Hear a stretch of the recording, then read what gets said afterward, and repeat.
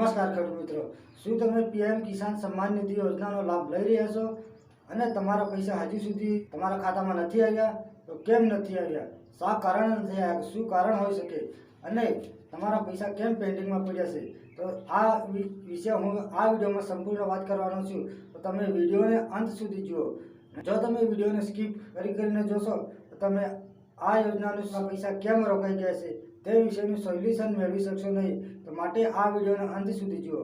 અને જો તમે ચેનલમાં નવા હોય તો વિડીયોને લાઈક, શેર અને ચેનલને સબસ્ક્રાઇબ કરવાનું ભૂલશો નહીં. તો ચાલો મિત્રો, વિડીયોને આગળ વધારીએ. પીએમ કિસાન સન્માન નિધિ યોજના હેઠળ યોગ્યતા ધરાવતા ખેડૂતોને દર વર્ષે ₹6,000 આપવામાં આવે છે.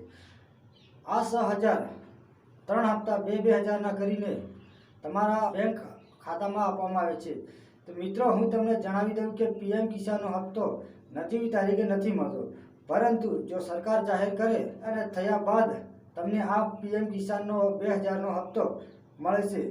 આ પીએમ કિસાનનો 2,000નો હપ્તો 3 થી 4 મહિના તમને મળે છે. આ પીએમ કિસાનનો હપ્તો તમામ પ્રક્રિયા પૂર્ણ થયા પછી જ તમને મળે છે. મિત્રો, તમને સવાલ થતો હશે કે પૈસા કેમ મોડા આવે?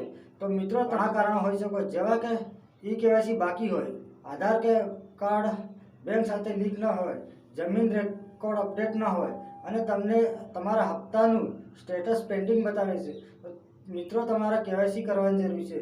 જો તમારા ડોક્યુમેન્ટ બરાબર ન હોય તો તે પણ અપડેટ કરવાના જરૂર છે.